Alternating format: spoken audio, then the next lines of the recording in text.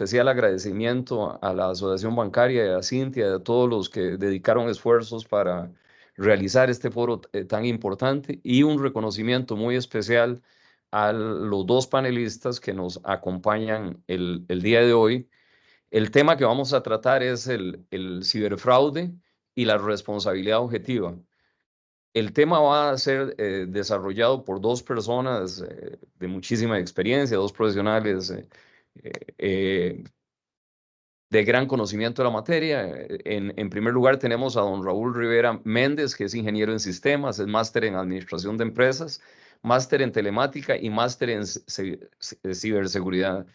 Don Raúl tiene 29 años de carrera profesional y experiencia en el sector financiero, en toda la parte de servicios y de tecnología, de la información, de comunicación y de seguridad, y ha trabajado con muchas o varias de las empresas más importantes, tanto de este país como del mundo. En el caso de don Daniel Castro, a quien, además del gran cariño personal que le tengo, sin lugar a dudas, desde mi perspectiva, es uno de los mejores abogados que he conocido y que tiene el país. Daniel es licenciado en Derecho de la Universidad de Costa Rica, es máster en Derecho Público, fue el letrado de la Sala Primera de la Corte Suprema de Justicia, de donde tuvimos el placer y el honor de robárnoslo. Es especialista en Derecho Bancario. El tema que vamos a tratar, voy a hacer una pequeña introducción. Vamos a darle un espacio de 15, 20 minutos a cada uno de los panelistas, y después vamos a dar un espacio para preguntas y respuestas. Yo me voy a permitir hacer una pequeña introducción de la siguiente manera. En los últimos días me tocó escuchar dos conferencias. Una conferencia cuando se celebraron los 40 años de la Asociación Bancaria Costarricense, donde un conferencista de la Universidad de Columbia decía que los cambios que se han dado en el mundo le están dando grandes oportunidades a América Latina y a Costa Rica con todo el tema del nearshoring y todo lo que ustedes conocen. Sin embargo, decía que también, para poderlas aprovecharlas, América Latina y Costa Rica enfrenta grandes desafíos, y que uno de esos desafíos es el tema de la seguridad y el tema de la delincuencia. En la segunda conferencia que me tocó escuchar recientemente, un experto en seguridad de uno de los bancos más grandes de nuestro país, hacía una descripción de lo que estaba pasando en materia de seguridad y en América Latina, y especialmente en Costa Rica. Y nos explicaba cómo el crimen organizado ha venido mutando y ha venido ampliando su esfera de acción a, a otros tipos de delito que vienen siendo muy rentables. Y uno de estos es el ciberfraude. Ustedes han visto en los medios de comunicación colectiva donde las cifras que han venido anunciando las autoridades, que yo no quisiera repetir aquí porque podría equivocarme, son cifras muy importantes. Entonces, aquí el tema es cómo vamos a combatir este fenómeno, cómo vamos a tratar de paliar este problema. Y aquí tenemos dos aspectos que son bien importantes. Uno es el tema jurídico, el tema de la responsabilidad objetiva, o sea, quién es responsable, en qué condiciones, cuándo las entidades financieras son responsables, cuándo el usuario es responsable, y también el tema de cómo y qué deben de hacer y dónde están las responsabilidades de cada uno. Y en una de esas responsabilidades, ahí es donde entra don Raúl, es todo el tema de ciberseguridad, ¿verdad? Y cómo combatir, cuál es el estándar, cuáles son los requisitos que tienen que cumplir las instituciones financieras.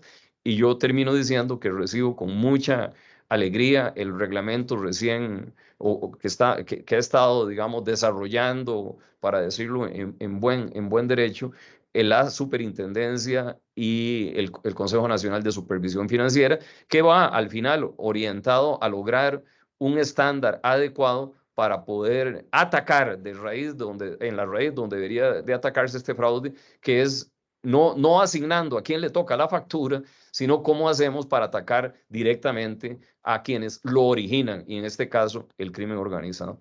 Sin más y más, vamos a iniciar el panel, de acuerdo con lo que conversamos hace unos minutos con los dos panelistas, iniciaría don Daniel Castro y después continuaría don Raúl y después entramos a la parte de preguntas y respuestas. Daniel, el micrófono es suyo. Muchas gracias, don Mario. Buenos días a todos. Un tema sumamente muy interesante.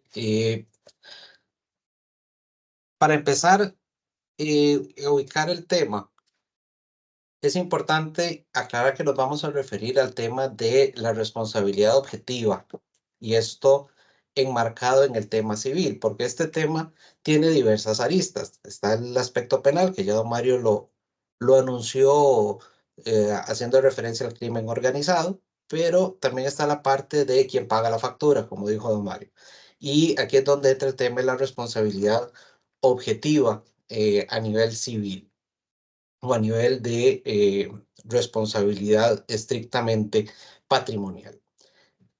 Para entrar en este análisis, es importante centrar la discusión en la dimensión en la que se encuentra. Tenemos a nivel jurídico dos grandes vertientes de responsabilidad, es decir, dos grandes formas de cómo se puede estructurar y se puede realizar esa imputación de responsabilidad que es la subjetiva y la objetiva. En el caso de la responsabilidad subjetiva, es una que se conoce muy en detalle, que se basa principalmente en dos conceptos, la culpa y el dolo, es decir, la responsabilidad se va a producir cuando a la persona a la que se considera que causó el daño actuó en forma culposa, es decir, sin seguir la debida diligencia en cuanto al tema que está tratando, y la otra cuando actuó con intención, es decir, con dolo. La otra vía es la responsabilidad objetiva. Esta es una responsabilidad que a nivel del país tiene ya vieja data, está desde la Ley General de la Administración Pública para efectos de la responsabilidad del Estado, y también se incorporó una responsabilidad objetiva en la Ley de Protección del Consumidor. La responsabilidad objetiva se caracteriza porque lo determinante es, para efectos de determinar si hay o no responsabilidad, si se debe o no indemnizar, la existencia del daño y en qué medida este daño se puede imputar. Es decir, no se entra a valoraciones subjetivas de si hay intención o no por parte de la persona que comete el daño. Y el otro elemento que es bien importante en la responsabilidad objetiva es que exista lo que se conoce como una antijuricidad del daño.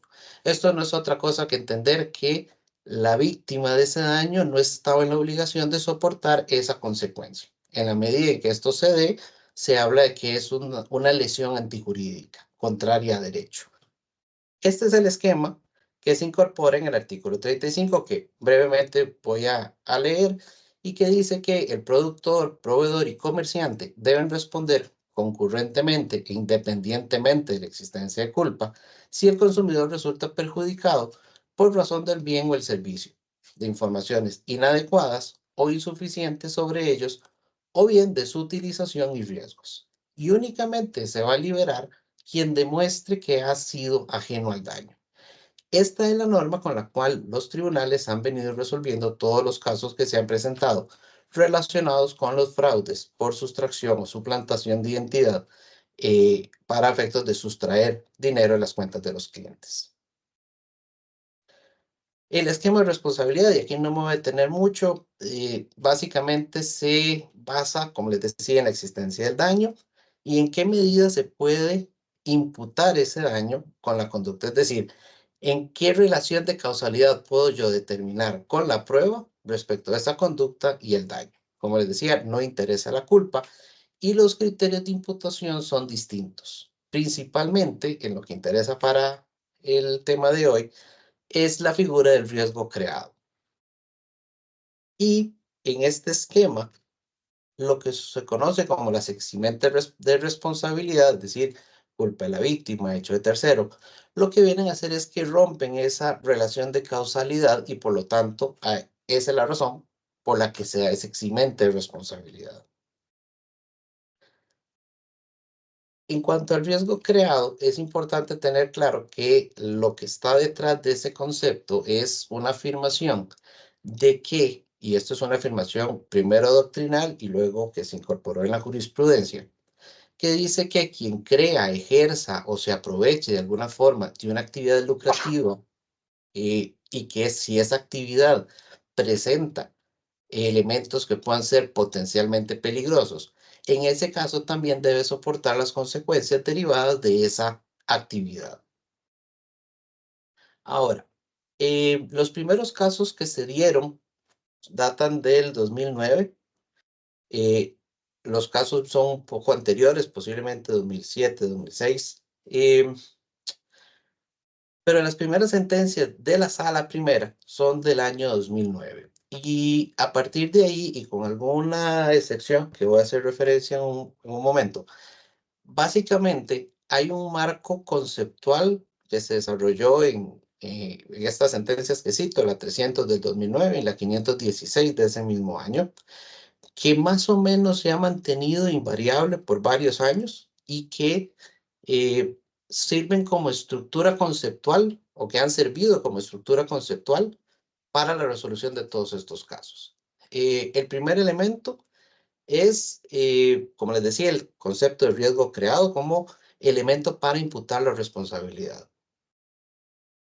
El segundo es, y en eso las sentencias son bastante claras, no constituye una transferencia patrimonial automática. Es decir, no es simple y sencillamente que porque se produce un fraude, automáticamente el banco o la entidad financiera debe responder, sino que depende de la valoración de los hechos, de la prueba y principalmente de si se logra determinar o no la existencia de una eximente responsabilidad.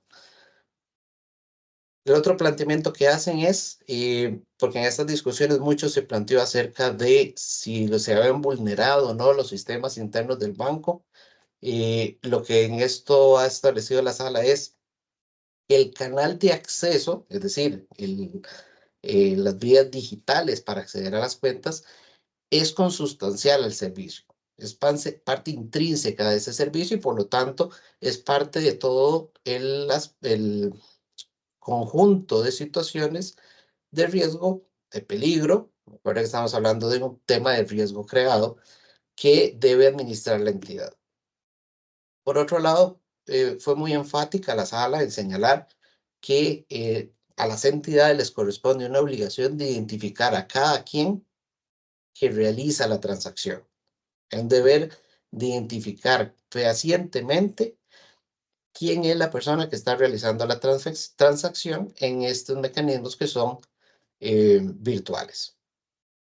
Y también dice y establece que de cara al usuario, este debe tener un nivel medio de diligencia de los elementos riesgosos que le incumben. Es decir, hay una distribución de esos elementos riesgosos. Hay unos que administra la entidad financiera y otros que le corresponde administrar a cada uno de los usuarios. Principalmente aquí se refiere claramente al tema de el manejo de los mecanismos de acceso, a las claves de acceso y cualquier otro mecanismo de seguridad que pueda haber. Es importante tener claro que estos primeros casos no se dieron por ingeniería social, sino que se dieron por phishing, ¿verdad? Entonces, muchos de los razonamientos van enmarcados en esa línea. Luego, este mismo razonamiento se ha venido aplicando, con algunas excepciones, a el tema de ingeniería social. Ahora, un tema que la sala desarrolla y que en mi opinión es fundamental es el de la anormalidad del riesgo. Es decir, lo primero que dice la sala es que en todo caso, pero que en todo, eh, en la sociedad hay una serie de factores o de elementos que son riesgosos y que eso no se puede evitar. Es decir, no hay una aversión absoluta y total al riesgo que deba permear la interpretación, sino que la interpretación debe entender y debe partir de que hay ámbitos que tienen implícito un riesgo. Y lo otro que dice es que no todo riesgo implica el surgimiento en forma automática de la responsabilidad. ¿Qué quiere decir esto? Esto lo que lleva es a que para que surja el deber de responder, es decir, para que surja la responsabilidad, el riesgo que presenta la actividad debe considerarse como un riesgo anormal. Y entiende que el riesgo anormal es aquel que se ubica más allá del grado de tolerancia admisible según las reglas de la experiencia. No es otra cosa de decir que hay un nivel de tolerancia que se puede inferir de las mejores prácticas y que de esas reglas de las mejores prácticas se puede entender un grado, un umbral a partir del cual el riesgo se puede considerar anormal y, contrariamente, uno a partir del cual el riesgo se encuentra debidamente administrado, es decir, se reduce ese grado de anormalidad. Y esto es un aspecto, evidentemente, que es una valoración caso por caso y que depende de las circunstancias del momento y de los esquemas de fraude y los esquemas de seguridad que estén disponibles en ese momento específico. En ese sentido, por ejemplo, habría que considerar cuáles son los vectores de ataque que se están utilizando en un momento dado y también cuáles son las herramientas disponibles para poder hacer una mitigación. Y esa mitigación lo que hace es que colocaría el riesgo en un grado de normalidad. Es decir, utilizando lo que dice la sala, en un riesgo que no es anormal. Ahora, también, y lo dice la sala, puede liberarse de responsabilidad en el tanto demuestre que no se dio el criterio de imputación. Es decir, que en el caso específico de la teoría de riesgo es cuando ésta se ubica en un grado de anormalidad.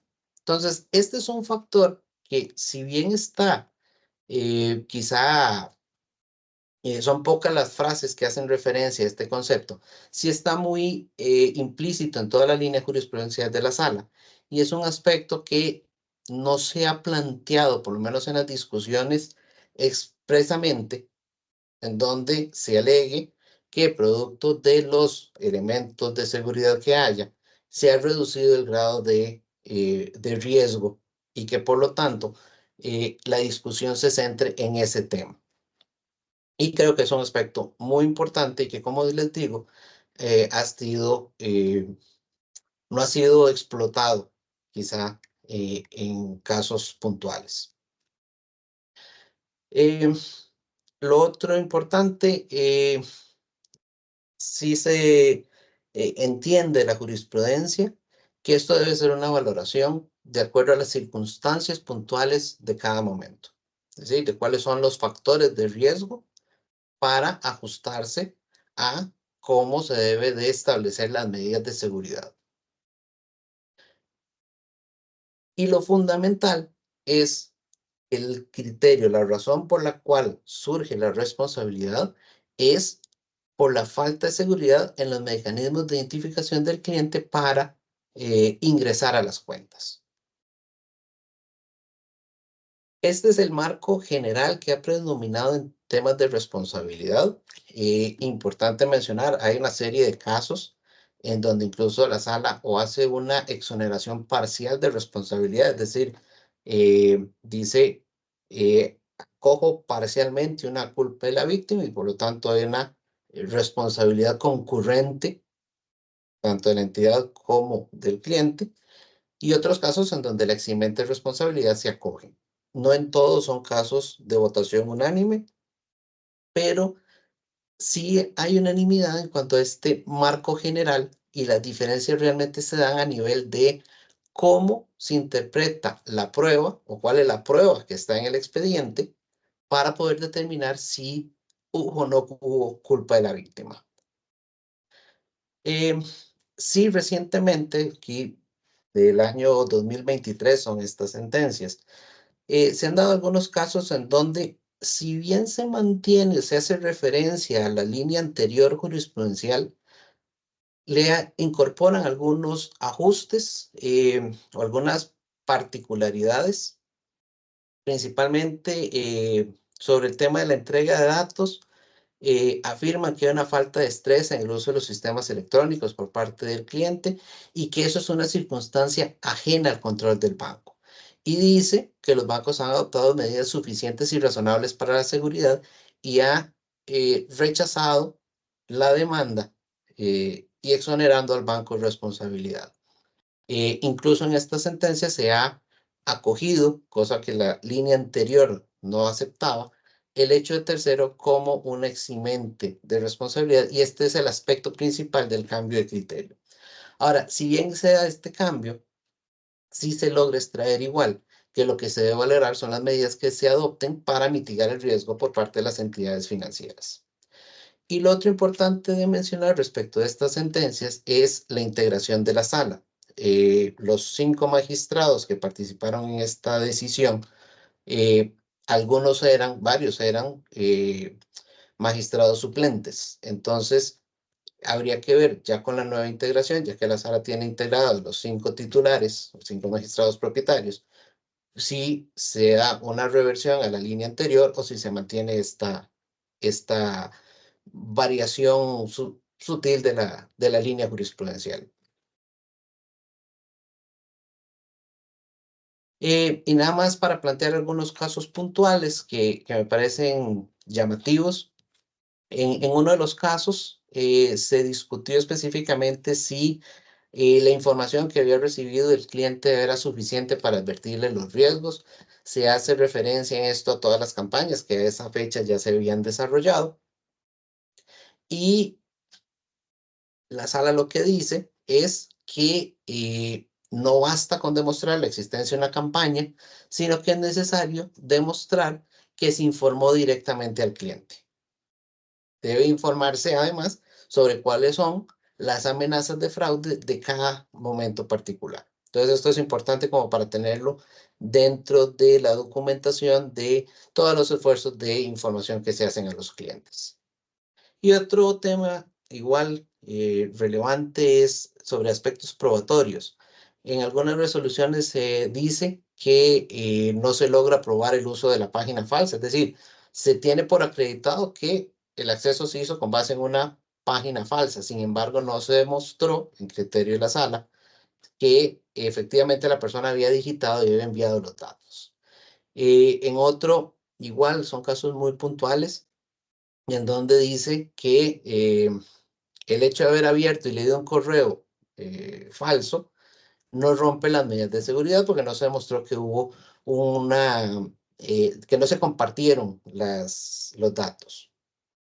Y otro caso particular en donde la responsabilidad se dio no por el acceso a las cuentas, sino porque se superó el límite diario permitido y no se activaron los mecanismos de control. Entonces, estos son algunos casos en donde ponen de relieve la importancia del manejo probatorio de cara al manejo del proceso judicial, porque a fin de cuentas esos son los elementos y ahí es donde principalmente se da la discusión a nivel de la judicatura para determinar si hay o no hay responsabilidad. Es decir, el marco general, conceptual, se ha venido manteniendo. La discusión o las variaciones se dan muchas veces por el manejo de la prueba. Y ya para concluir, algunas conclusiones importantes. Esto que les decía, el tema de la prueba es fundamental, el manejo de la prueba. La misma jurisprudencia ha venido reiterando que hay un deber de cuidado por parte del cliente. El criterio de normalidad, que como les digo, para mí es un factor muy, muy importante en el análisis conceptual de esta materia. Y por último, fundamental, considerar el riesgo que está vigente en el momento. Con base en todo este antecedente, podemos entonces ubicar el tema de la emisión del nuevo reglamento de la superintendencia como un paso importante por varias razones.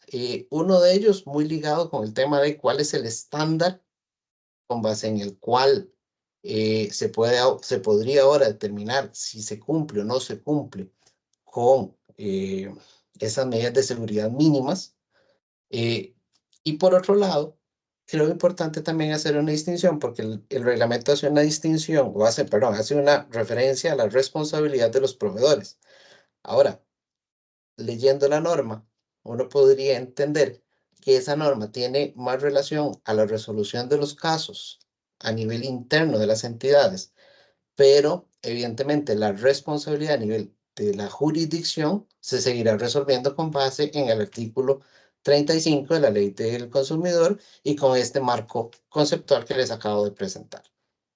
De mi parte, le agradezco la atención y le paso la palabra a don Raúl. Muchas gracias, Daniel. Don Raúl, directo al estrado. Muchas gracias, don Mario y don Daniel. Vamos a ver, adelante, don Daniel. Usted me ayuda ahí a pasar la otra filminita, por favor. Muy bien, vamos a hablar un poquito sobre, en general, estafas digitales, pero vamos a hacer un especial énfasis y quisimos hacerlo así adrede en relación con el nuevo reglamento que se está publicando, ¿no? ¿Por qué? Porque lo que es importante es entender a dónde todos estos conceptos que ya mencionó don Daniel, toma lugar, ¿no? Adelante, don Daniel, la siguiente filmina, por favor. Yo empezaría por este, que creo que es el medular, ¿no? Digamos, ¿qué es considerado un mecanismo de identificación robusto y qué no lo es? Y yo voy a empezar diciendo que cuando estamos hablando de servicios digitales, definitivamente uno no le ve la cara a quien está del otro lado, ¿sí?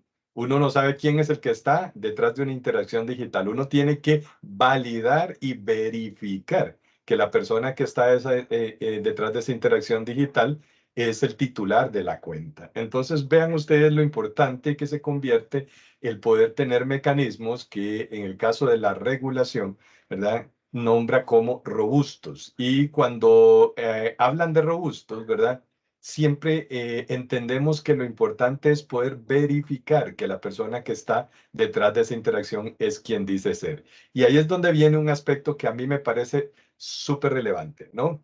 La forma de verificar, ¿verdad?, existe desde el punto de vista de poder autenticar correctamente la persona que está detrás de la interacción digital. Y para eso lo más importante es poder garantizar que los mecanismos de autenticación no son mecanismos transferibles. Por ejemplo, un usuario y una contraseña es 100% transferible. O sea, yo se la doy a don Mario, se la doy a don Daniel y ellos pueden ingresar a las cuentas con ese mecanismo de autenticación. No prueba que sea don Mario y que sea Raúl el que esté, ¿no? Puede ser don Mario o don Daniel entrando con las credenciales de Raúl. Entonces, vean ustedes que es muy importante el garantizar que ese tipo de mecanismos no sean utilizados para autenticar a una persona, ¿no?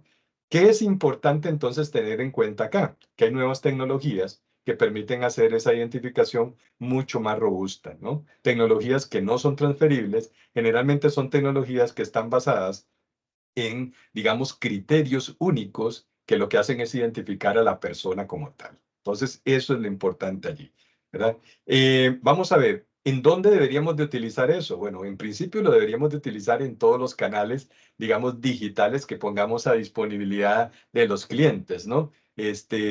Pero ahorita, digamos, lo que se refiere en la regulación es a los canales web y móvil como tal, ¿no? Sin embargo, es muy importante. Vean, yo les digo que hay algo que es muy importante hoy día. Si ustedes utilizan cualquier otro canal, WhatsApp o digamos, algún otro mecanismo, digamos, digital para poder interactuar con los clientes, pues es importante también ir pensando en cómo se hace la identificación de los clientes en esos canales. Y ¿dónde más es importante tener en cuenta esta validación? Es importante tener en cuenta esta validación en todos aquellos, lo que uno llama transacciones o gestiones de riesgo. Y más adelante la regulación también hace un poco mención sobre eso. Yo creo que algo que es importante es no olvidar, digamos que, por ejemplo, hay mecanismos llamados doble factor de autenticación y no todos los mecanismos que hemos utilizado tradicionalmente como doble factor de autenticación, ¿verdad?, cumplen el objetivo de no transferencia, ¿sí? Por ejemplo, todo lo que esté basado en información, o sea, un dato, ¿verdad?, un token que genere una aplicación, por ejemplo, un correo que me llega a mí, digamos, a mi buzón. Esos son mecanismos que alguien más podría transferirlo, ¿no? Yo le paso ese dato a alguien más y alguien más me suplanta. Los mecanismos más orientados, por ejemplo, a temas biométricos o a temas de análisis de comportamiento o a temas físicos, en donde yo como cliente tengo en mi poder, por ejemplo, ese mecanismo segundo de autenticación, son los mecanismos que se consideran no transferibles. ¿Ok? Entonces, creo que ese es el primer punto importante. Adelante, don Daniel, la siguiente primera.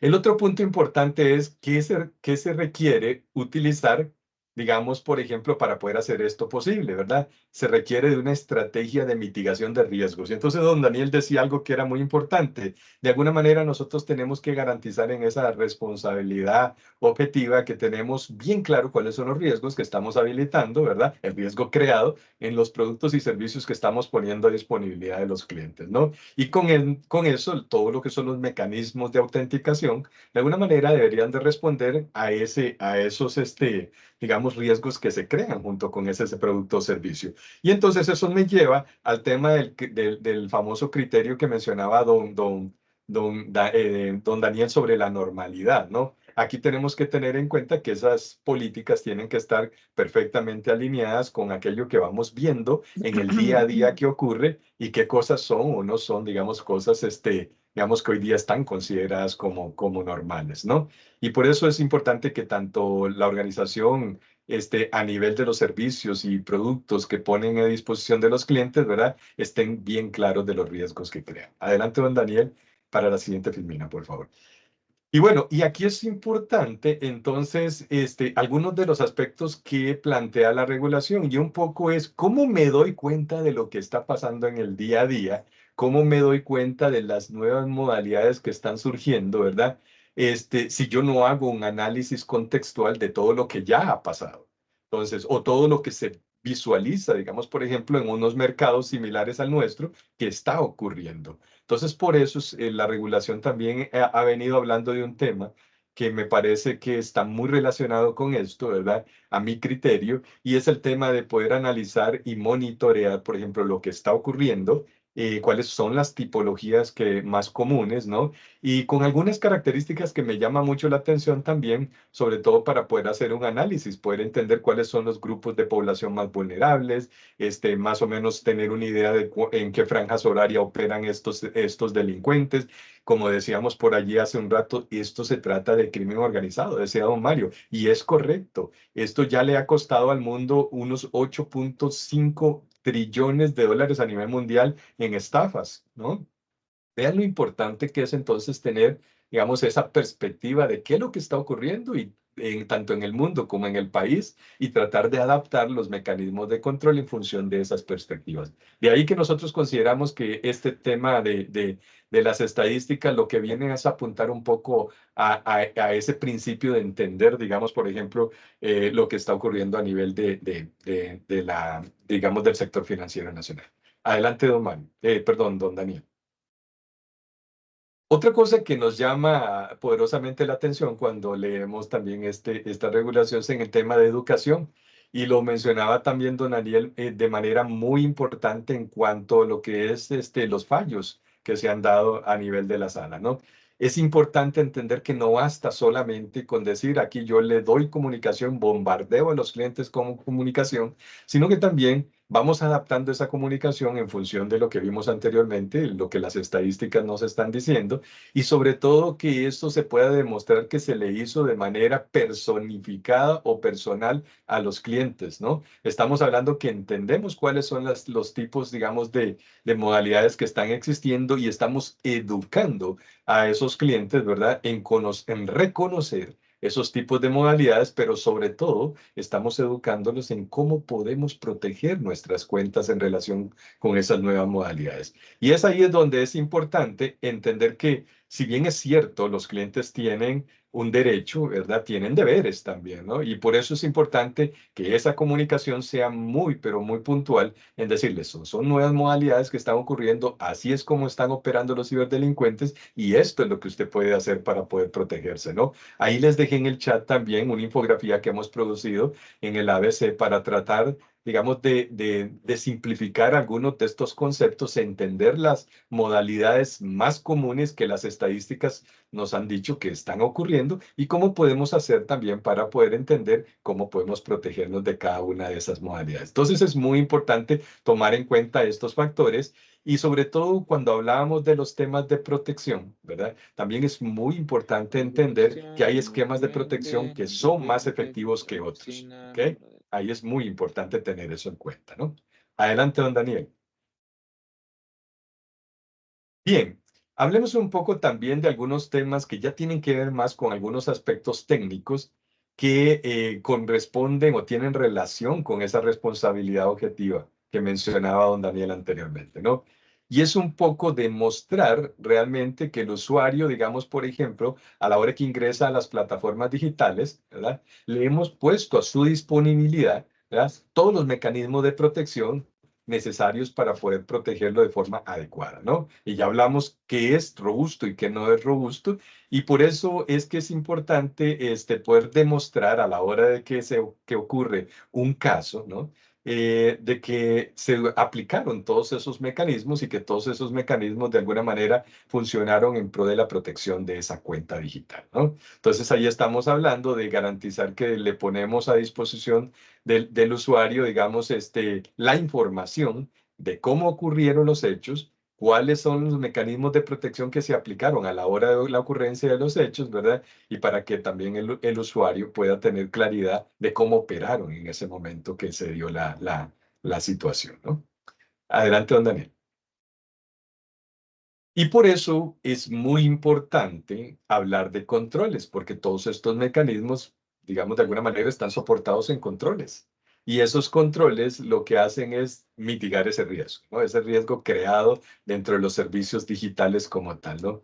Entonces, una de las cosas que nos llamó también poderosamente la atención cuando hablamos de lo que expone la regulación es que se puedan entender cuáles son esos patrones, digamos, horarios, montos, destinatarios que normalmente utilizan los clientes, los usuarios financieros, y que eso genere un perfil de comportamiento de los usuarios. De forma tal que la organización pueda decir, bueno, yo entiendo a mi usuario financiero y entiendo también desde qué dispositivos normalmente se conecta, cuáles son los tipos de transacciones que se llamaban normales o típicas, ¿verdad? O a qué cosas le puedo llamar atípico, ¿no? De forma tal que podamos también, no solamente identificar a la persona en los servicios financieros, sino también conocer un poco más de cuál es el perfil de uso que hace de los servicios financieros para poder identificar cuando posiblemente estamos ante una situación que podría resultar en estafa, ¿no? Lo otro que es muy importante es que de alguna manera también tenemos que entender toda esta información de los accesos digitales para poder garantizar que podemos monitorear y prevenir un ataque, ¿no? Que si de repente a alguien le robaron las credenciales y si de repente por A y por B la persona facilitó toda la información para ese tipo de cosas, pues podemos minimizar ese riesgo, ¿verdad?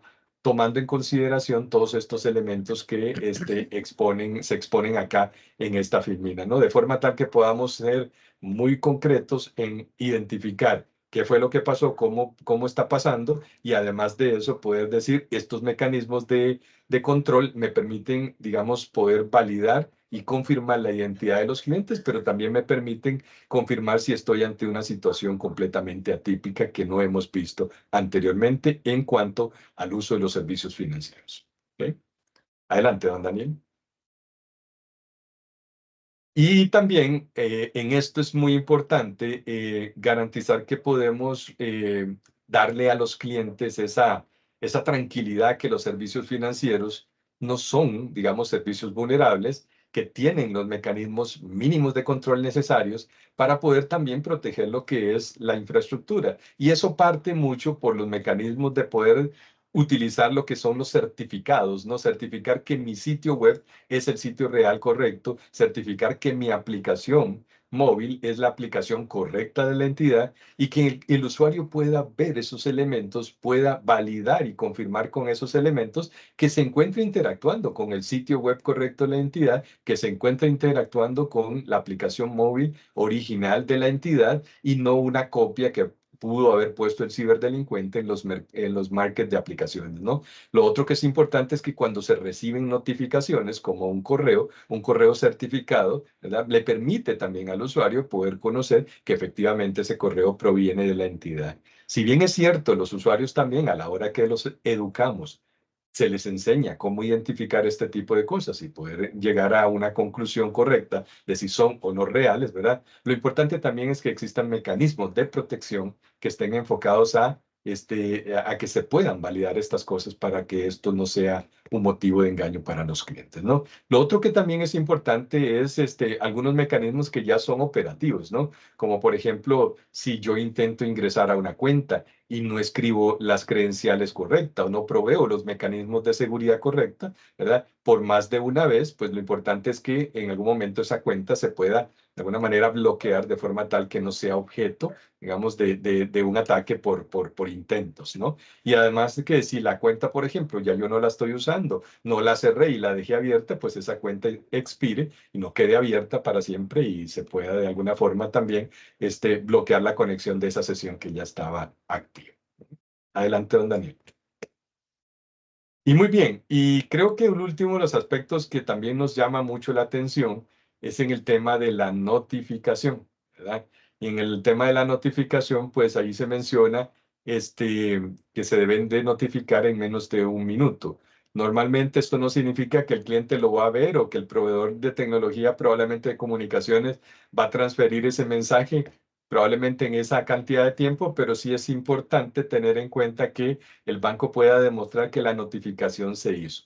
Por eso, también acá algo que es muy importante es una responsabilidad de los clientes de mantener actualizado todos los mecanismos de comunicación en los cuales quieren que se les notifiquen este tipo de cosas. De ahí que también para las instituciones financieras es sumamente importante, ¿verdad? Garantizar que en lo que se llama la concientización, ¿verdad? Y la educación le hace conocer a los clientes, ¿verdad? Cuál es esa responsabilidad que ellos tienen, ¿no? De tal forma que cuando se le requiera notificar, se le pueda efectivamente notificar a esos mecanismos que el cliente ha seleccionado, ¿ok? Muy bien, entonces aquí yo creo que algo que es muy importante también tomar en cuenta es cuándo debemos de notificar. Debemos de notificar bajo ciertas circunstancias que la regulación claramente establece. Por ejemplo, los inicios de sesión o cuando ocurren cosas, digamos, por ejemplo, de riesgo, como cuando estoy cambiando una contraseña, estoy aumentando un límite, estoy cambiando la dirección de correo o el teléfono en el que, digamos, por ejemplo, me están haciendo notificaciones o las que están registradas directamente en la plataforma para poder hacer este acceso a las plataformas, ¿no? Entonces, vean ustedes lo importante que tienen estos aspectos de notificación también de cara a la regulación, pero también lo importante que se vuelve para poder ser efectivos, ¿no? A la hora que notificamos todo esto, ¿ok? Muy bien, hay algunos aspectos adicionales que quiero terminar mencionando. La regulación también hace referencia en cuanto a temas de bloqueos preventivos, cuando se detecte que en algún momento hay posibilidad de fraude, mejor bloquear y confirmar, ¿verdad? Y lo otro que me parece importante es un reporte que la regulación menciona que se tiene que enviar sobre los casos ocurridos, ¿no? Y ese reporte, de alguna forma, todavía ellos no establecen plazos o forma de hacerlo, pero creo que hay que tenerlo en cuenta como para ir preparando también cualquier mecanismo de comunicación que se tenga que hacer al regulador, ¿no? Bueno, con esto nosotros pues terminamos también esta parte y adelante, don Mario, y seguimos con el foro, ¿no? Muchísimas gracias a don Raúl y a Daniel. Aquí nos hacían una pregunta, valga la redundancia, si se podían hacer preguntas. Sí, sí, claro que se pueden hacer preguntas.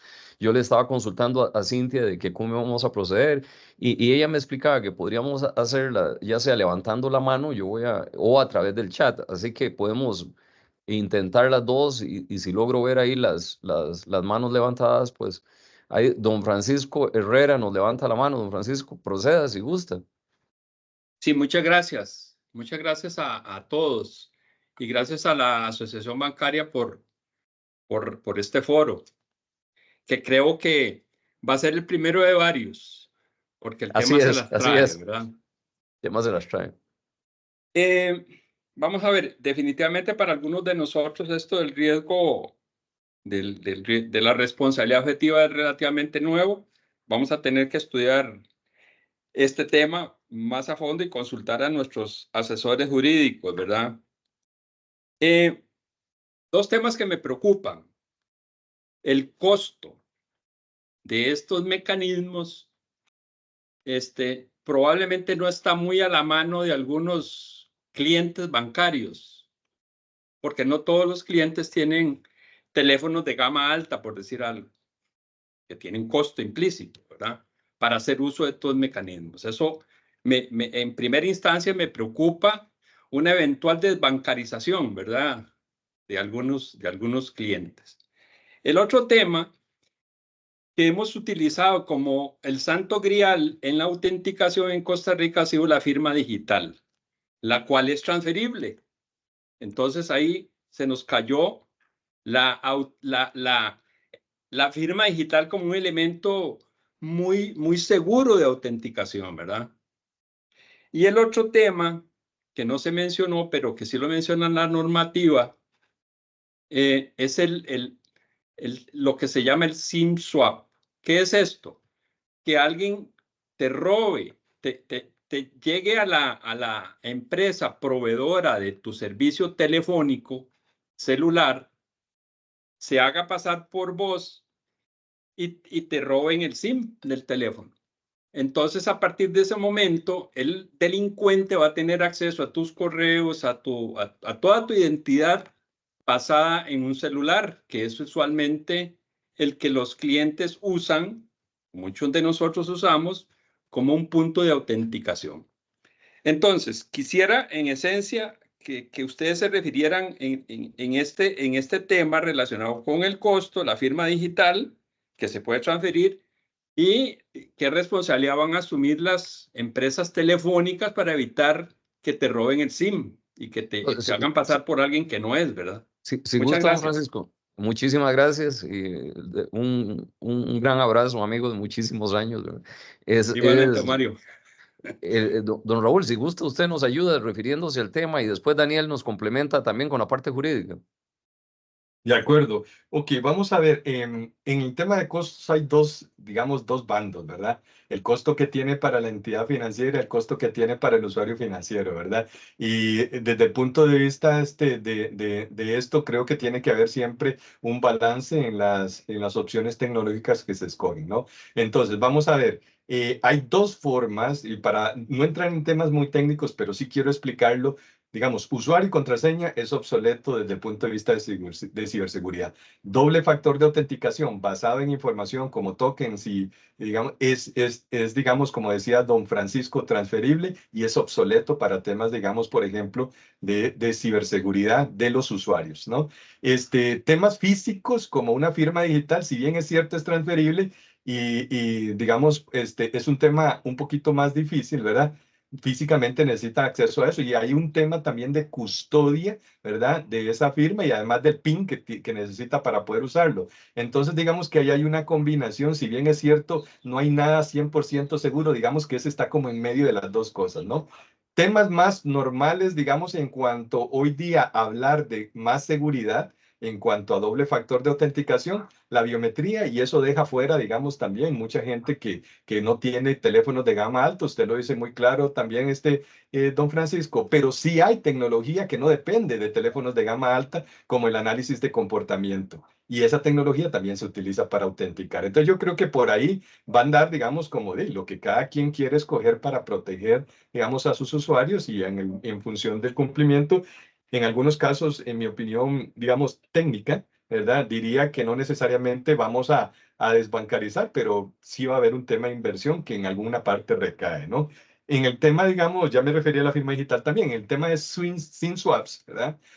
Sí lo mencionamos ahí, no hice especial énfasis en cada uno de los bullets, pero digamos algo que sí quiero rescatar es que una tecnología, digamos, por ejemplo, de autenticación basada ya sea en biometría o en comportamiento, aunque exista SIM swap, no pasaría, no debería. Ahora, no hay 100% seguridad en estas cosas, ¿verdad? Pero sí dificulta que aunque me hayan robado, por ejemplo, el SIM y tenga acceso a los servicios digitales, digamos, puedan hacer ciertas cosas. ¿Qué sí podría pasar cuando me roban el SIM? ¿Verdad? Es que es más fácil engañar a las personas, llamar a la institución financiera ya teniendo acceso directo a la comunicación del celular.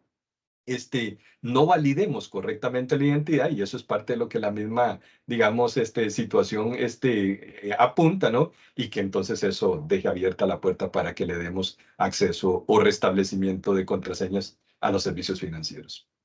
Muchas gracias, Raúl. Daniel, si quieres complementar. Sí, principalmente con esto último del SIM swap. Bueno, primero habría que ver el tema desde la óptica de las operadoras de telefónica, ¿verdad? Y los mecanismos que ellos tengan para garantizar la identidad de las personas para hacer este tipo de cambios. A fin de cuentas, eh, creo que ellos están en una situación como estaban las entidades financieras hace bastantes años, ¿verdad? Con todos estos fraudes.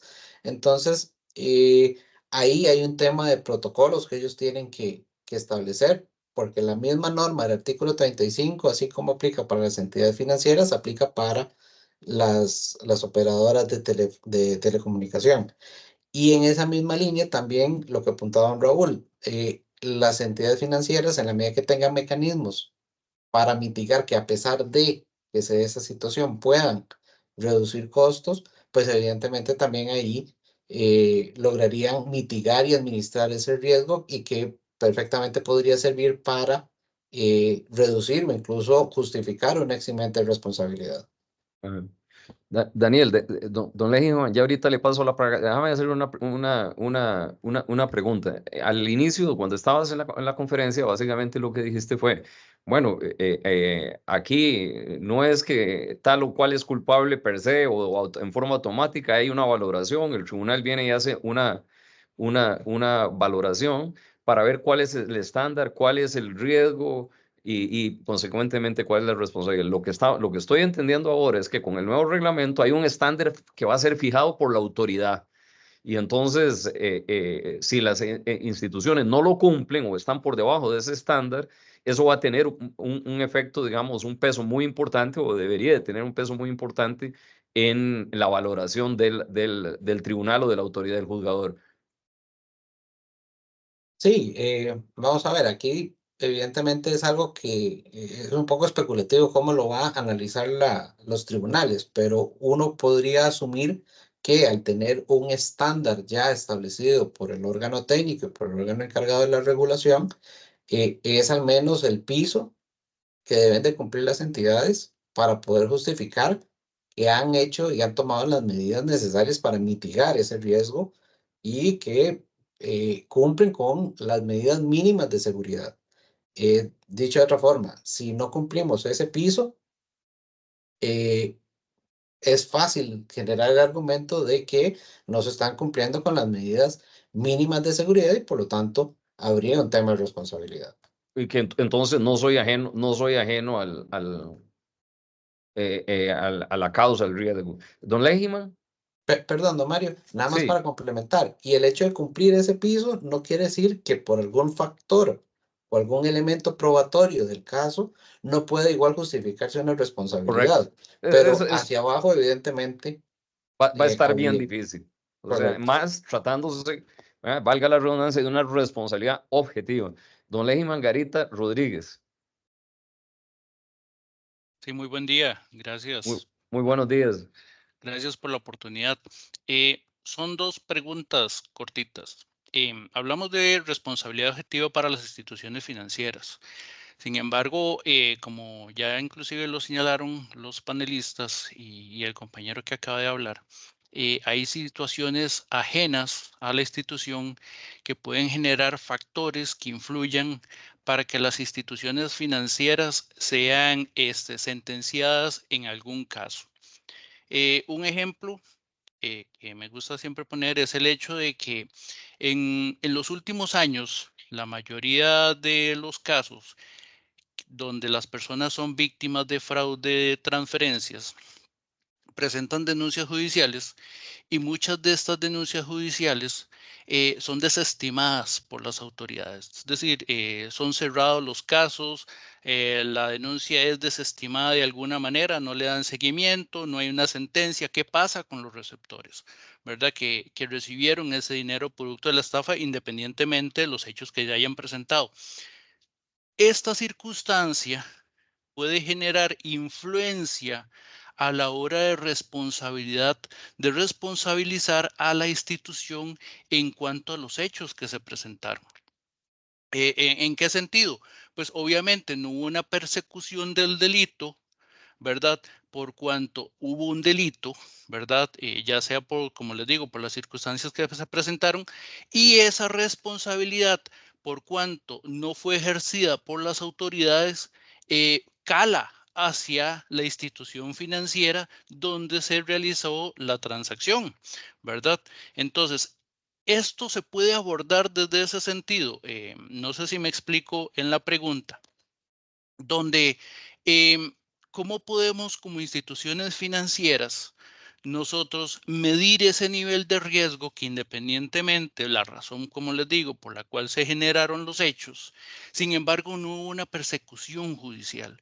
Entonces, esa responsabilidad que es de parte del Estado, no la están achacando a las instituciones financieras y ahí no tenemos cómo subsanar. Y es un hecho totalmente ajeno a nosotros. Entonces, ¿qué podemos hacer a nivel de la asociación bancaria para subsanar ese riesgo que nos están achacando a nosotros? Porque inclusive yo he estado en varias sesiones, una que hubo en el Colegio de Abogados el año pasado, donde algunos fiscales y ahí personas entendidas achacan la responsabilidad a las entidades financieras en vez de dejando de lado la responsabilidad por parte del usuario. Esa sería la primera. La segunda es el riesgo. Déjeme ver si le entramos a la primera, que es suficientemente compleja, y ahí yo voy a cometer un abuso, le voy a entrar yo. Y es, de lo que entendí de su pregunta, es básicamente, la pobre gente viene, la estafa, las instituciones financieras, algunas por protocolo vienen y le dicen, vaya, ponga la denuncia primero, y en el Ministerio Público o el organismo de investigación judicial vienen y desestiman el caso porque consideran que no hay suficiente prueba para investigar. Y entonces, de ahí, como sería lo lógico, el consumidor se vuelca hacia la institución financiera y le dice a usted, resuelve y se quede en medio. Entonces, usted dice, aquí nos ponen a las instituciones financieras en una situación muy apretada, casi de convertirme yo como jugador o como resolutor, y sobre todo, digamos, a las instituciones públicas, por ejemplo. Yo le voy a decir lo siguiente, a mí me parece, y usted dice, ¿qué puede hacer la asociación bancaria? La respuesta es, ¿qué hizo la asociación bancaria? O sea, la asociación bancaria creó la oficina del consumidor financiero, que ha tenido un gran éxito. Ahí el problema es que no todas las instituciones financieras se han afiliado todavía. Una gran cantidad, inclusive, de instituciones financieras que no son ni siquiera bancos están afiliadas, y el consumidor está encontrando respuesta a sus inquietudes de esa manera. Y esa es la tendencia moderna. Fíjese que inclusive en Costa Rica, en la ley, si no me equivoco, en la ley de seguros obliga a cada una de las entidades que tenga que tener una oficina de resolución de ese tipo de conflictos, y tienen, creo que, una oficina consolidada. Aquí hay una oportunidad mejor en la legislación para darle, digamos, más fortaleza, aplomo a que tengan que ir ahí. Las entidades públicas, los bancos del Estado tienen una Contraloría de Servicios, pero yo creo que todavía le falta un poquitico más para poder funcionar o lograr la solución que usted dice. Daniel, no sé si puedes complementar. Sí, tal vez ahí retomo dos cositas que dije al inicio. Uno, digamos, la responsabilidad penal y la responsabilidad civil van por dos caminos independientes y no hay ninguna resolución en donde ese factor se considere como un tema para agravar la responsabilidad o tan siquiera que se considere en el análisis, ¿verdad? Entonces, por ese lado, son dos vías que han seguido completamente independientes. Y lo otro, rescatar que por lo menos en las resoluciones más recientes, las salas primera, por lo menos, se ha venido afirmando la no responsabilidad de las entidades porque entiende que es un hecho de tercero respecto al cual la entidad es ajena.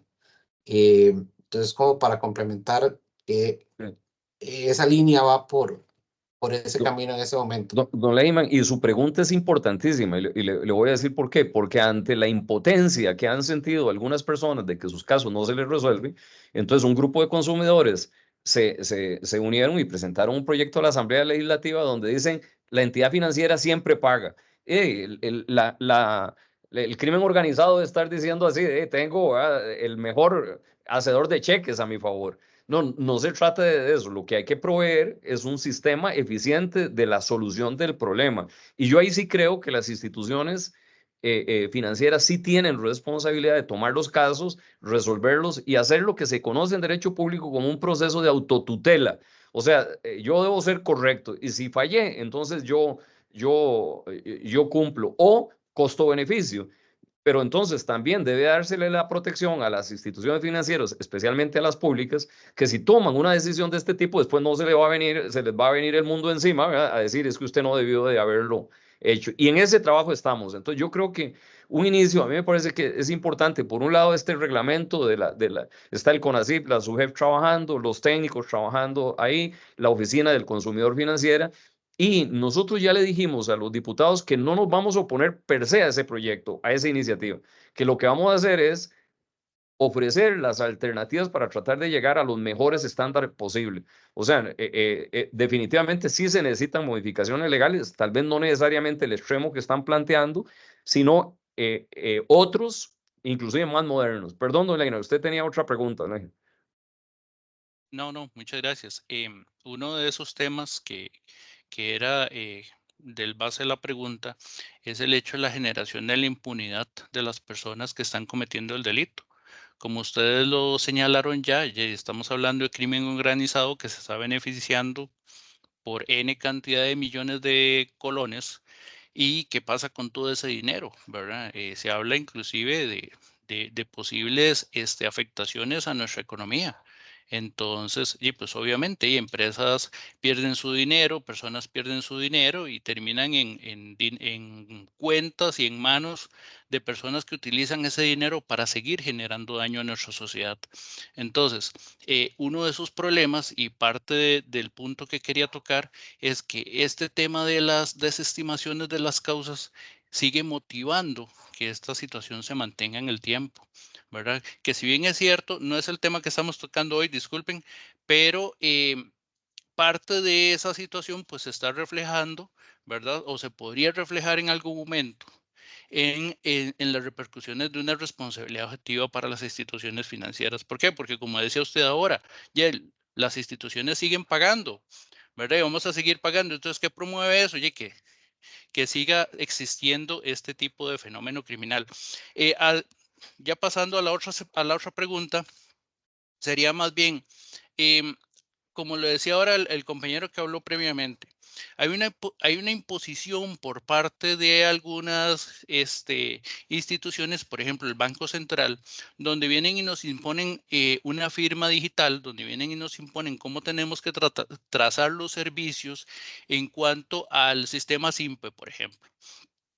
Sin embargo, estas herramientas o estas imposiciones que le ponen a las instituciones financieras podrían promover el riesgo al no permitir que las instituciones financieras puedan parametrizar esos servicios. Por ejemplo, los débitos en tiempo real, que no hay forma de ponerle un límite porque el reglamento, la ley, indica que no es posible que se le ponga un límite transaccional. Entonces, ¿qué sucede?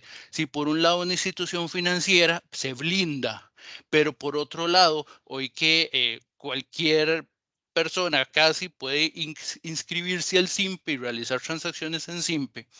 ¿Qué sucede cuando esas otras instituciones que sabemos bien que podían tener elementos de seguridad más bajos que los que tiene la que tiene la plata, por así decirlo, pues se genera un DTR por N cantidad de dinero realizando una afectación. Sabemos muy bien que la responsabilidad de donde se origina la transacción, pero a final de cuentas siempre se genera una Ok, afectación para la persona, ¿verdad? sí, Entonces, sí, sí. ¿de qué manera se podría poner o se podría hacer alguna gestión ante el Banco Central para que se permitan parametrizar por situaciones o por eventos o por perfil ese tipo de transacciones? Si gusta, hacemos lo siguiente, le vamos a dar a don Raúl para que más bien se refiera a la parte técnica lo más conciso posible y después entrarle algunas de las preguntas que entraron aquí al chat, ¿verdad? Para darle la oportunidad también a otras personas. Sí, sí, yo creo que La el parte de tema, la Muchas gestión gracias. siempre es permanente. El mensaje es recibido, don Leyman.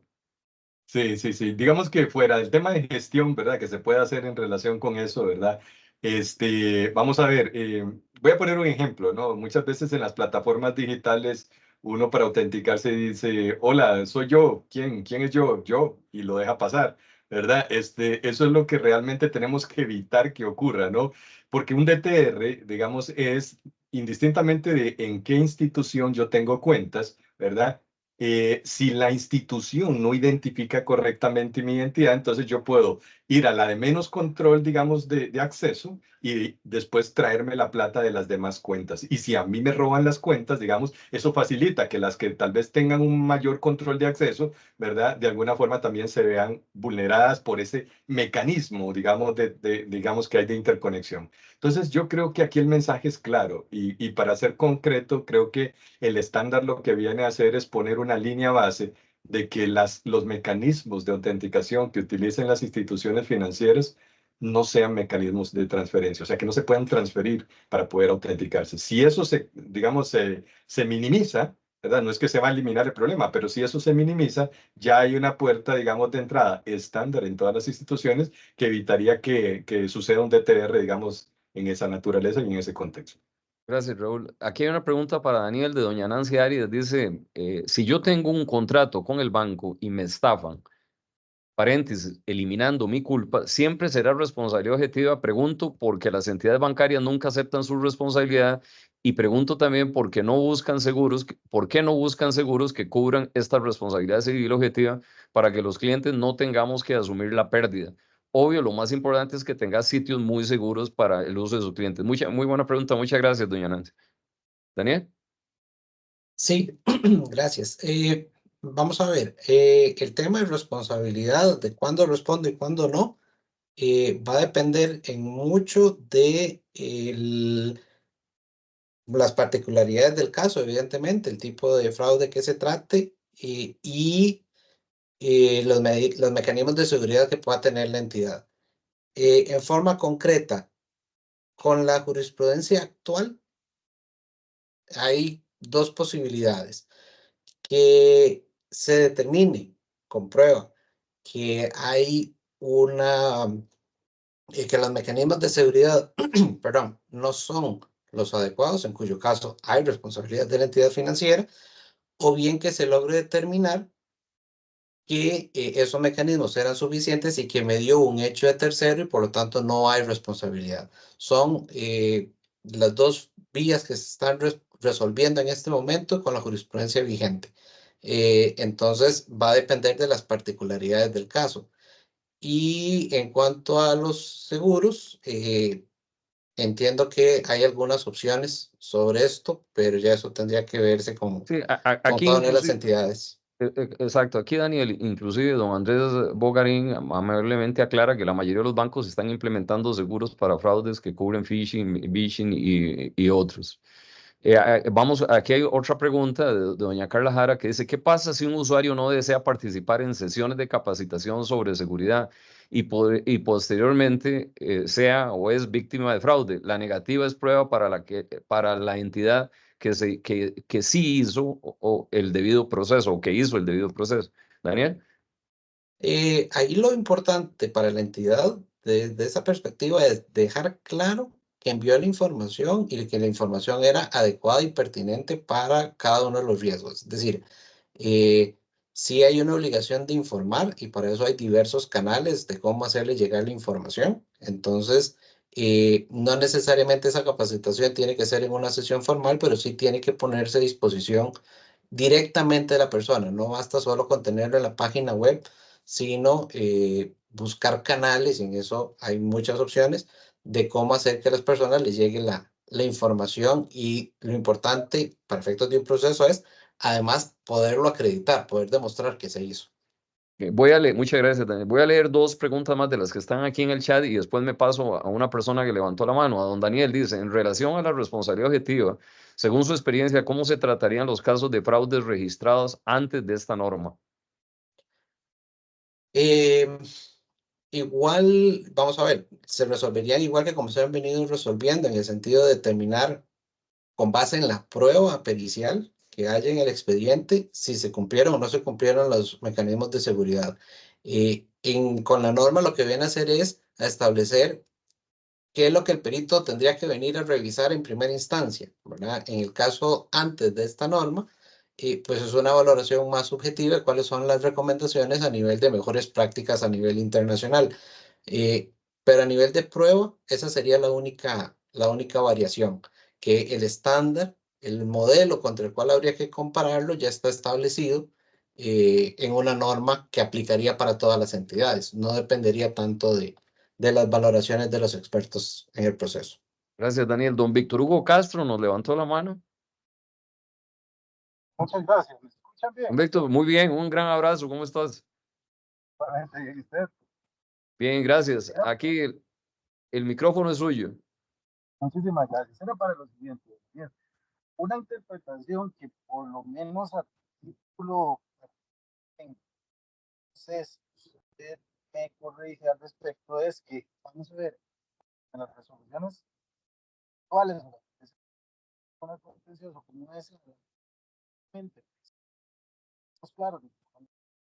Se te corta, Víctor, no se te escucha bien, yo no sé.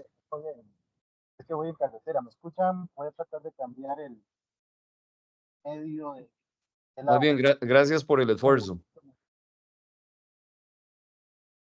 Ahí me escuchan mejor. Perfecto. Muchas gracias. Estamos claros en que está por un lado lo de la teoría del riesgo creado y las causales de exclusión de culpa de la víctima hecho del tercero, y por el otro lado que el 35 de Ley de Protección nos establece el concepto de la ajenidad al daño. La pregunta es, yo tengo en particular y varios compañeros de la Dirección Jurídica del Popular la percepción de que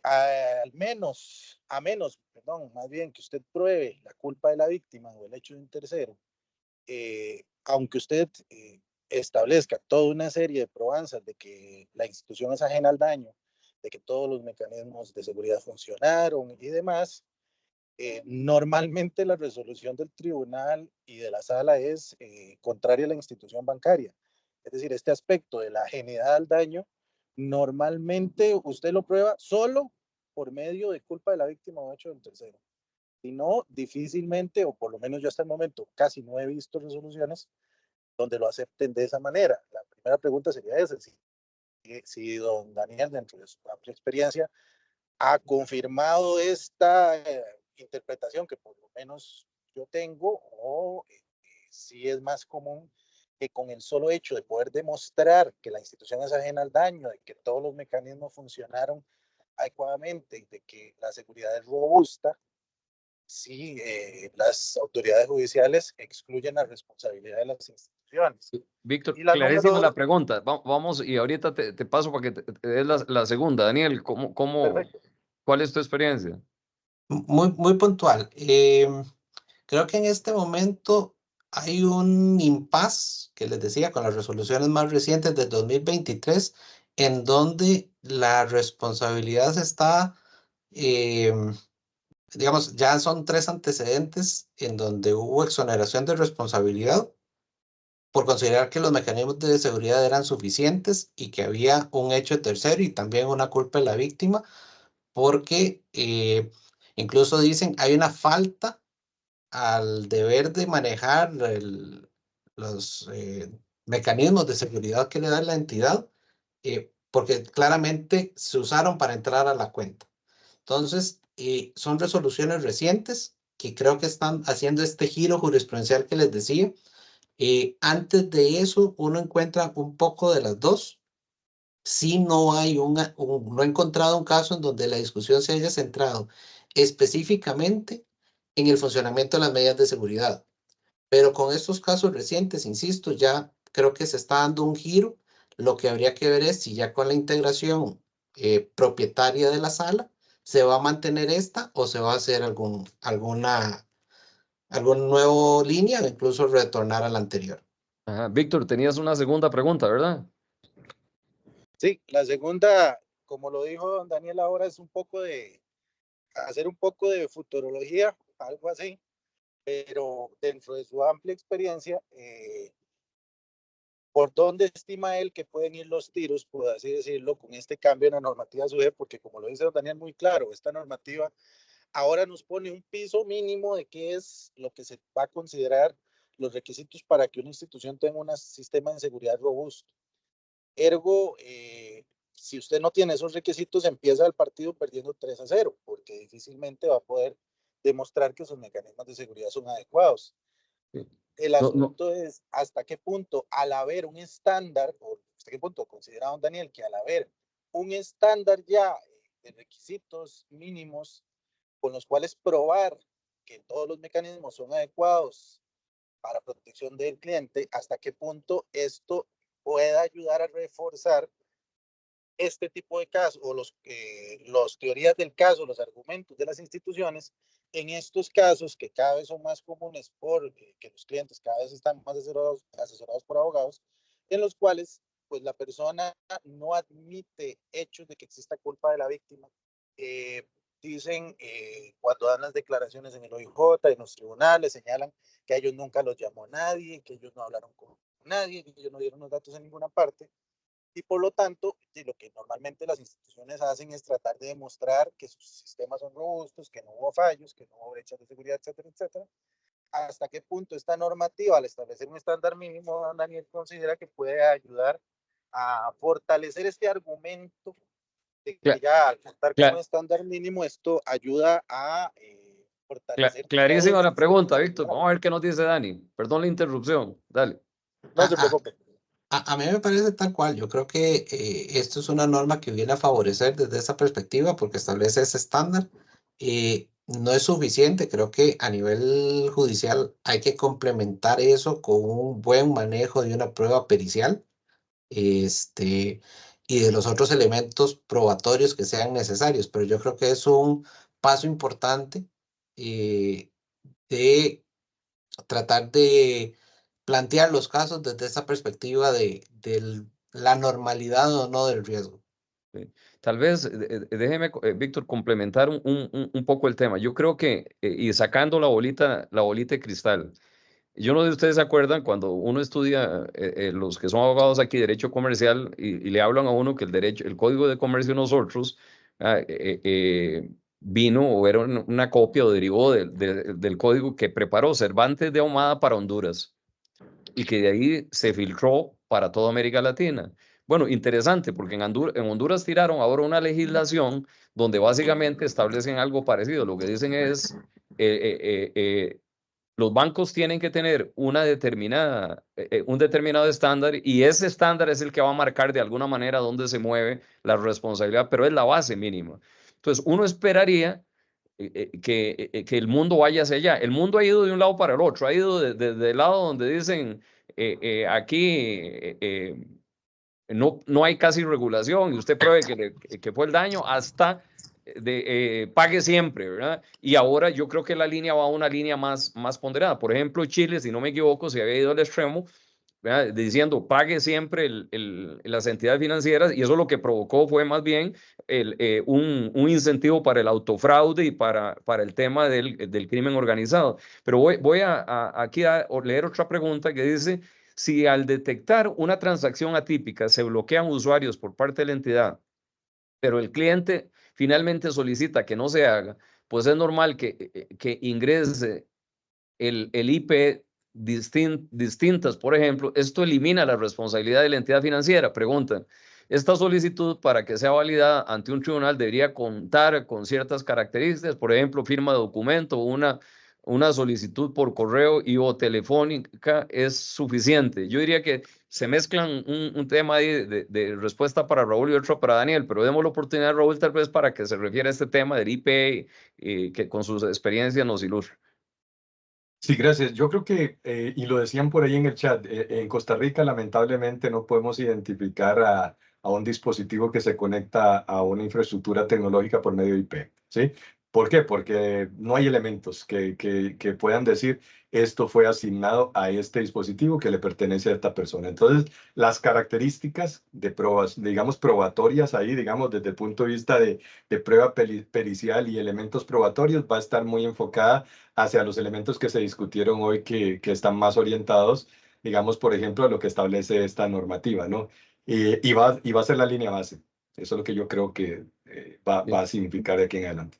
Ahí, don Andrés Bogarín, si quiere levantar la mano, yo no sé si la resumí bien yo la pregunta, pero si usted quiere aclararla mejor, más, tal vez verbalmente, ahí nos utilice el micrófono, no hay ningún problema.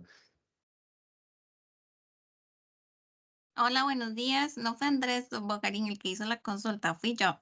Ah, bueno, Carla Jara, un perdón. gusto. Mil disculpas y muchísimas gracias.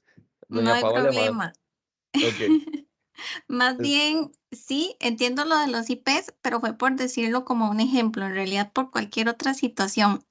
Si la persona usuaria nos dice, es que me están bloqueando el usuario, hiciera yo, y no sé, el departamento encargado en cada institución se lo bloqueó porque detectó algo atípico, ¿verdad? Alguna situación atípica que tal vez esté descrita dentro de lo que ahorita nos dice la ley. Entonces, si la persona específicamente nos dice, es que estoy cansado que me lo hagan o ya me lo han hecho 2 o 3 veces y sí soy yo, no quiero que me lo vuelvan a hacer, la entidad tendría que respaldarse para eso o simplemente con que la persona diga, no quiero que me lo vuelvan a hacer, podríamos, de alguna forma como no tener responsabilidad si posteriormente por no estar no por no estar monitoreando, sino por no aplicarle esos bloqueos preventivos, sucede algo. O si eso no es válido, si nuestra respuesta debería ser no, porque la normativa, bueno, ahora sí existe una normativa, antes no. La normativa nos exige que esto lo tenemos que aplicar de esta y esta otra forma, entonces no es posible excluirlo a usted de este reporte, ¿verdad? O de este tipo de cosas, va más orientadas hacia ese lado. Ok. Tal vez, Raúl, don Daniel, voy a rápidamente a hablar de los 3 aspectos que creo que están contenidos en la norma y usted lo ve desde el punto de vista legal. En la norma lo que está contenido es que, uno, yo debo, digamos, de contar con la información probatoria, ¿sí? Entonces yo la debería recolectar, debo notificarla, ¿verdad? Y por los canales correspondientes, y no basta solamente con tenerlo en la página web, sino que puntualmente yo tengo que notificar la situación. Y tercero es que si el cliente escoge no a esos canales, ¿verdad? Que tengo para comunicarle, escoge no, digamos, por ejemplo, no tenerlo, ¿verdad? Pues se tiene que tener la documentación en caso probatorio de que así fue. Ok, Daniel. Sí, nada más para complementar, eso podría ayudar eventualmente a justificar una culpa de la víctima, pero también recordemos que eso no exime del deber de monitorear la transacción y determinar que puede ser fraudulenta. Esto es muy similar al caso de que se ha resuelto mucho sobre parqueos, ¿verdad? Que le ponen un gran rótulo de, mire, no asumimos responsabilidad por dejar las cosas en el vehículo, etcétera, etcétera.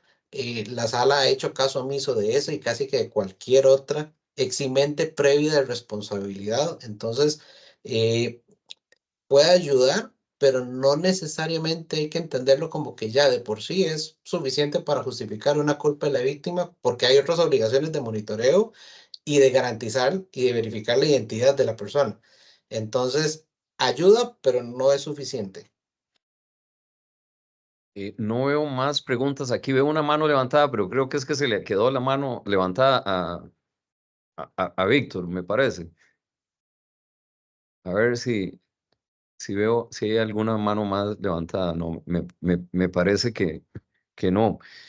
Eh, si no es así, no sé si Raúl y Daniel quieren hacer alguna reflexión final y yo hago una, todavía nos quedan unos minuticos aquí muy rápido. Yo tal vez le robo la palabra a don Raúl Dale, para Daniel. Sí. dos temas. Ahí vi en el chat que estaban preguntando por las resoluciones.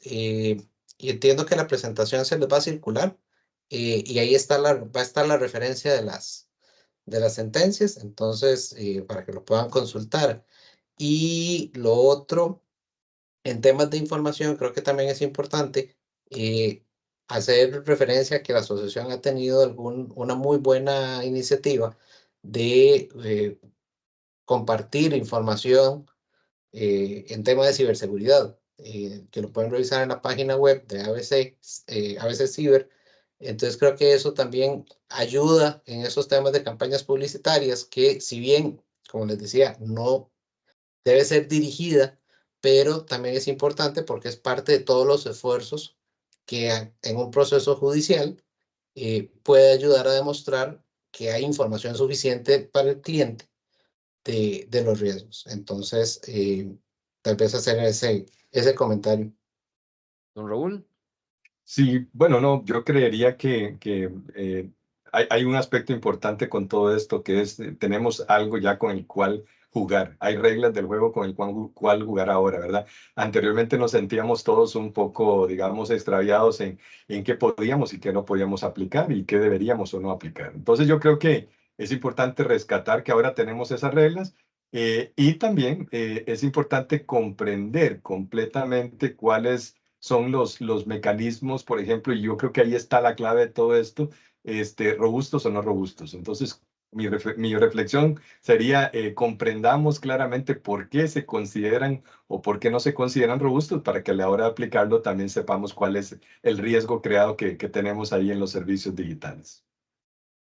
Bueno, yo de mi parte lo que puedo decir es que sin lugar a dudas lo que nos queda aquí es que hay que estudiar esa norma y a Cintia que me esté escuchando y a Daniel y a los demás compañeros de la asociación, yo creo que y a Raúl, que va a ser muy importante desmenuzar este reglamento, entrarle y un poquito, inclusive sacar la bolita de cristal, porque como dijo Daniel, el análisis de los casos es dinámico, ¿verdad? Hacia dónde vamos, qué cambios se van a dar y entonces la norma va a ir de la mano también de cómo se va desplegando el fenómeno delictivo, pero también cómo va avanzando el tema tecnológico y cuáles son los cambios y cuáles son las tipologías que se van dando. Y muy probablemente de la misma manera se va a ir adaptando la regulación. A mí me parece muy bien la iniciativa de la superintendencia y del CONACYT. Era necesaria y es el mejor camino, porque si nos establecemos en el camino de la ley, ese es más rígido, ¿verdad? Y más difícil de adaptar. Algo que tal vez es bien importante que uno de los compañeros tocó, que es justicia pronta y cumplida. Entonces, el problema que hemos tenido es que si nos vamos a un tema solo de los tribunales de justicia, es posible que en algunos casos tengamos justicia, pero es muy difícil de que esa justicia sea una justicia pronta. Entonces, lo que se ha establecido en otros países son mecanismos de autorregulación, ¿verdad? Donde las mismas entidades van resolviendo. Y después entidades que pertenecen ligadas a las asociaciones bancarias, a los gremios, ¿verdad?